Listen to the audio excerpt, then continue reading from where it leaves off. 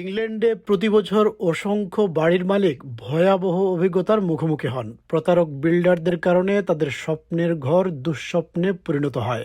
এমন প্রতারণার ফলে অনেকের বাড়ির কাজ অসমাপ্ত থেকে যায়, নিম্নমানের নির্মাণ কাজ হয়, আর সবচেয়ে খারাপ দিক হলো মানুষের সঞ্চিত অর্থ গচ্চা যায়। কিন্তু অবাক করার মতো বিষয় হলো, যেখানে ইলেকট্রিশিয়ান বা গ্যাস ইঞ্জিনিয়ারদের কাজ করতে লাইসেন্স বাধ্যতামূলক, সেখানে বিল্ডারদের জন্য তেমন কোনো কঠোর নিয়ম নেই। ফলে যে কেউ নিজেকে বিল্ডার দাবি করে কাজ শুরু করে দিতে পারে। এই বাস্তবতার কঠিন চিত্র ফুটে উঠেছে এসেক্সের এক দম্পতির, রব ও লুসির জীবনে। তারা ভেবেছিলেন বাড়িতে একটি ছোট এক্সটেনশন করানো খুব সাধারণ একটি কাজ হবে, তাই একজন বিল্ডারের ওপর ভরসা করেছিলেন। কিন্তু সেই ভরসাই তাদের জন্য কাল হয়ে দাঁড়ায়। কাজ শুরু হওয়ার পরপরই সমস্যা দেখা দিতে থাকে। শীতের সময় তাদের বাড়ির পেছনে কোনো দরজা লাগানো হয়নি, ফলে তারা নিরাপত্তাহীন হয়ে পড়েন। এমনকি ইঁদুর পর্যন্ত ঘরে ঢুকে পড়ে। ঘরে ছিল না পানি, না ছিল কোনো ধোয়ার ব্যবস্থা। দিন কাটতে থাকে চরম কষ্টে। যে কাজ কয়েক সপ্তাহে শেষ হওয়ার কথা ছিল, তা মাসের পর মাস ধরে চলতে থাকে। শেষ পর্যন্ত 12 সপ্তাহের প্রকল্পটি 18 মাসের দুঃস্বপ্নে পরিণত হয়। সবচেয়ে কষ্টের বিষয় হলো, তাদের জীবনের সঞ্চয় ধীরে ধীরে শেষ হয়ে যাচ্ছিল।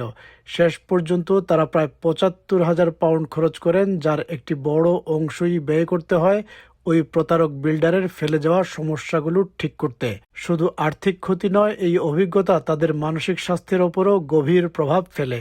লুসিকে দীর্ঘ সময় কাজ থেকেও বিরতি নিতে হয়েছিল।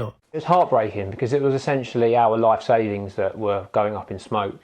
It was winter months, we were not secure, we had no external doors in place at the rear of the property, so we ended up with rats. We had no washing facilities, no running water. All we'd ever done was trusted a man to put on what was quite a simple extension, we thought. He had completely defrauded us. It's taken a real toll on mental health. I had a long period of time off of work last year. রব ও Lucy একা নন। গত 5 বছরে এমন অবিশ্বস্ত ও অযোগ্য বিল্ডারদের কারণে বাড়ির মালিকরা 14 billion পাউন্ডের বেশি ক্ষতির শিকার হয়েছেন। অনেকেই তাদের বাড়ি হারিয়েছেন, অনেককে বাধ্য হয়ে বাড়ি ছেড়ে দিতে হয়েছে, আর অনেকের পক্ষে ক্ষতিগ্রস্ত ঘর মেরামত করাও সম্ভব হয়নি। I've heard people, they've lost so much. They've lost their homes. They've had to move out.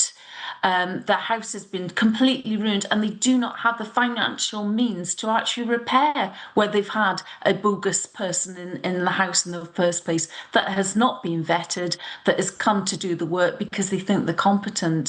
And that is devastating. So the psychological impact of this is sometimes far greater than the financial. এই পরিস্থিতি নিয়ে উদ্বেগ বাড়ছে, কারণ বিল্ডারদের জন্য কোনো বাধ্যতামূলক licence না থাকায় সাধারণ মানুষ সহজেই প্রতারণার শিকার হচ্ছেন। অনেকের মতে একটি লাইসেন্স ব্যবস্থা চালু করা হলে হয়তো এই সমস্যা কমানো সম্ভব, কিন্তু সরকার এখনো এই বিষয়ে পুরোপুরি আগ্রহ দেখায়নি। তাদের মতে বর্তমান ভোক্তা সুরক্ষা আইন যথেষ্ট, আর নতুন নিয়ম শুধু জটিলতাই বাড়াবে। যদিও সাম্প্রতিক গবেষণা বলছে, বেশিরভাগ বাড়ির মালিকই কঠোর নিয়ন্ত্রণ চান এবং প্রয়োজনে লাইসেন্সধারী বিল্ডারের জন্য বেশি অর্থ দিতেও রাজি।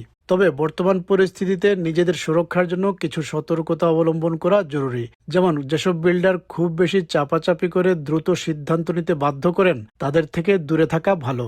বিশ্বাসযোগ্য বিল্ডারদের সাধারণত একটি স্থায়ী ব্যবসায়িক ঠিকানা থাকে এবং তাদেরকে সহজে খুঁজে পাওয়া যায়। এছাড়া নগদ অর্থে লেনদেন এড়িয়ে চলা উচিত, কারণ এতে কোনো প্রমাণ থাকে না। There are a few things you can bear in mind to separate the reputable traders from the ones that are going to rip you off. For starters, they're never going to have these high pressure sales tactics of you need to get this done now, urgent hazards to really make you kind of scared and to cough up your cash quicker. They're not going to have a lack of a physical business address. They're going to be traceable. If they ask you to pay via cash over debit or credit payments, that should set alarm bells ringing, because if you pay via cash, there's no paper trail for your payments. It's a lot harder to get your money back if you are being scammed. আর যদি কোনো কাজ চলাকালীন সন্দেহজনক কিছু মনে হয়, তাহলে শুরু থেকেই সবকিছু লিখিতভাবে সংরক্ষণ করা উচিত। ছবি, ভিডিও, ইমেল, সবকিছু। কারণ সমস্যা হলে এগুলোই প্রমাণ হিসেবে কাজে আসবে। এবং প্রতারণার শিকার হলে অবশ্যই সংশ্লিষ্ট কর্তৃপক্ষ ও পুলিশের কাছে অভিযোগ করা জরুরি, যা অনেকেই করেন না, কিন্তু তা করা অত্যন্ত প্রয়োজন। একটি ছোট ভুল সিদ্ধান্ত বড় বিপদের কারণ হতে পারে, আর তাই সতর্কতাই হতে পারে বিপদ এড়ানোর সবচেয়ে কার্যকর উপায়।